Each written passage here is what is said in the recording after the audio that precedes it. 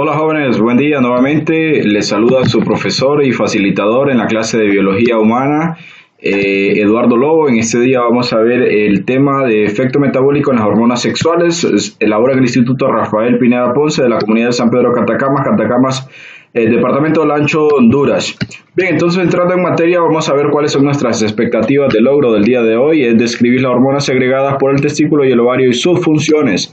Número 2, conocer las características principales de la ovogénesis y la espermatogénesis.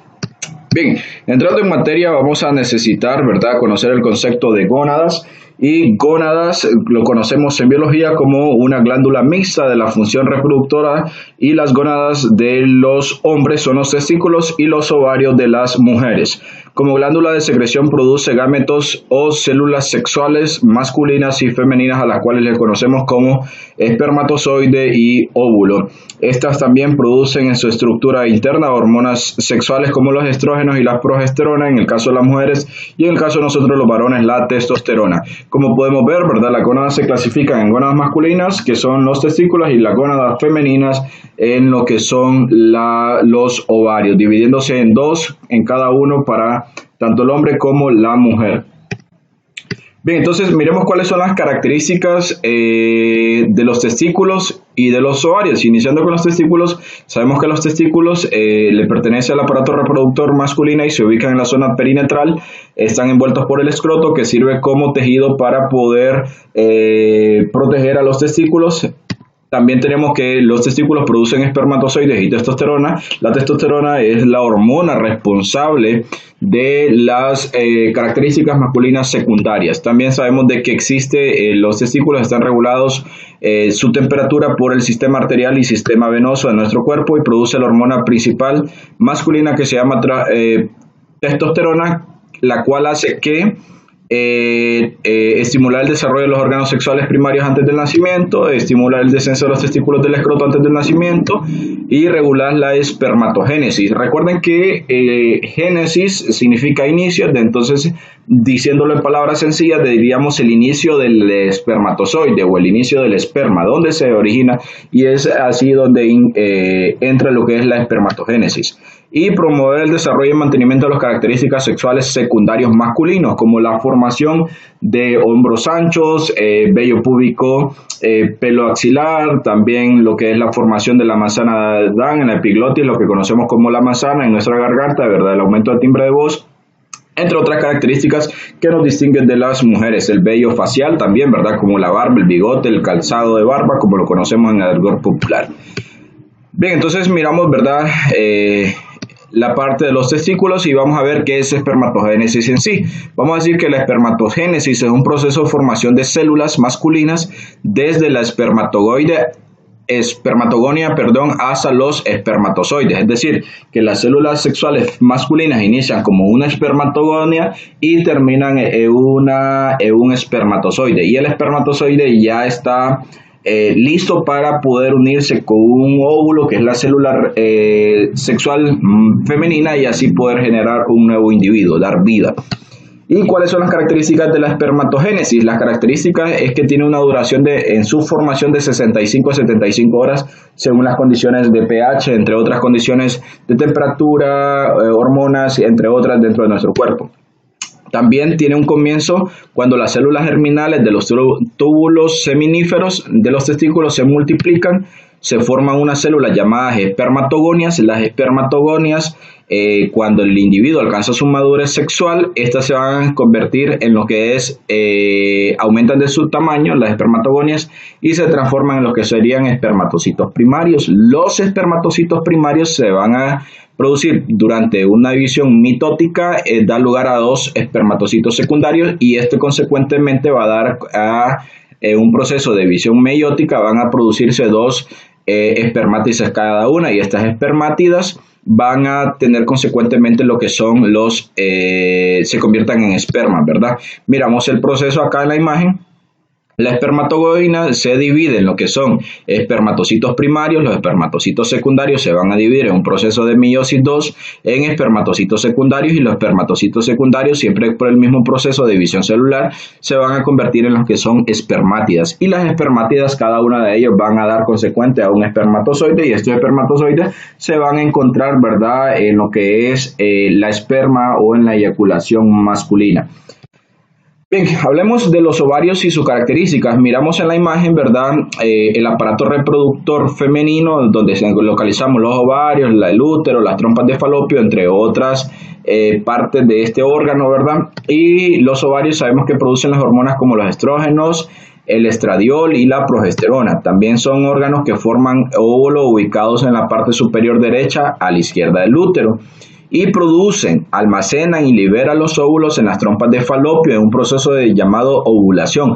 Recordemos que una mujer, desde que inicia su menarquia hasta que termina su proceso de menstruación en su menopausia, tiene un promedio de una ovulación por ciclo menstrual. Si no tiene un promedio de una ovulación de ciclo menstrual, pueden haber algunos procesos, ¿verdad?, algunos problemas dentro de la salud femenina de una mujer.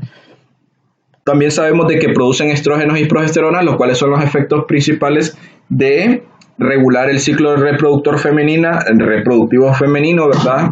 También regular la ovogénesis, mantener el embarazo en un estado adecuado, preparar las glándulas mamarias para la lactancia.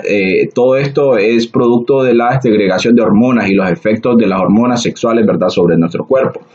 Y promover el desarrollo y mantenimiento de los caracteres sexuales secundarios femeninos, como el crecimiento de mamas, ensanchamiento de caderas, aumento de glúteos, entre otras características fenotípicas vistas en la mujer. Y también producir hormonas como la relaxina. Esta hormona, en conjunto de la inhibina, son las que ayudan a estimular el ensanchamiento y la dilatación durante el parto de una mujer, es decir, el ensanchamiento del cuello uterino, para que un bebé pueda dar a luz, ¿verdad? Entonces sabemos de que una mujer tiene procesos hormonales bastante descritos en su día con día y más en su ciclo menstrual femenino. Bien, entonces miremos qué es la ovogénesis, es decir, el inicio, de dónde viene el óvulo. Entonces es una secuencia de fenómenos por los cuales la célula germinativa, ovogonia, se transforma en lo que es un óvulo, es decir, la célula sexual femenina. Estas tienen algunas características. ¿Cuáles son las características de la ovogénesis? Número 1, inicia antes del nacimiento y termina en la pubertad. Número 2, tiene 3 fases importantes, igual que la espermatogénesis. Número 1 es la fase de proliferación o multiplicación. En este es donde las células madres germinales se multiplican por mitosis, dando millares de ovogonias. Y en la fase número 2, que es la fase del crecimiento, las ovogonias en la etapa fetal y antes del nacimiento crecen de tamaño y se convierten en lo que son ovocitos primarios, conteniendo 46 cromosomas XX, que es la configuración, ¿verdad?, cromosomática de las mujeres.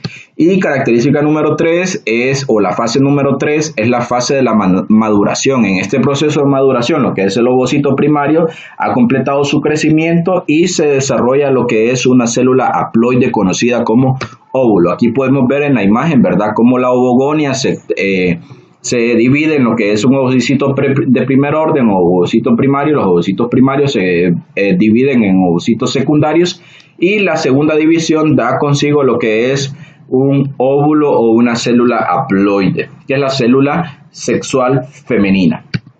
Bien, entonces miremos algunas de las características de cómo la hipófisis anterior y la hipófisis posterior dentro de una mujer puede hacer procesos hormonales que dan consigo a procesos muy importantes, como en el caso de la hipófisis anterior va a liberar la hormona luteinizante, que conocemos como la hormona LH en la mujer, y esta actúa sobre los ovarios estimulando la ovulación y el desarrollo del cuerpo amarillo. Es decir, que si la hormona luteinizante que es segregada por la hipófisis anterior no es segregada, entonces en el ciclo menstrual femenino no va a haber ovulación y por tanto va a tener una mujer la imposibilidad de tener fertilidad en su aparato reproductor femenino y no así traer una nueva criatura al mundo. Y la hipófisis posterior libera una hormona como es la oxitocina, que esta actúa sobre el útero, estimulando la concentración y liberación de glandinas y sobre las glándulas mamarias, estimulando la expulsión de leche. Es decir, que la hipófisis posterior es la que va a hacer posible la liberación de oxitocina para que ésta libere lo que son la expulsión de leche durante la etapa de lactancia de un bebé por medio de su madre. Bien, entonces miremos algunas características secundarias masculinas y femeninas generadas por las hormonas testosterona y progesterona. Recuerden que la testosterona va a hacer que el hombre en su etapa de crecimiento y de desarrollo va a poder generar a dar consigo lo que es vello facial, incremento del tamaño de su pene, de sus testículos, van a haber aparición de acné, la manzana de Adán y olores corporales. Y en las mujeres, la estrógenos y progesterona va a ser la aparición de acné, el crecimiento de pelo axilar, lo que es la aparición de la menstruación a través de su primera menarquia y el cambio de formación corporal, entre otros.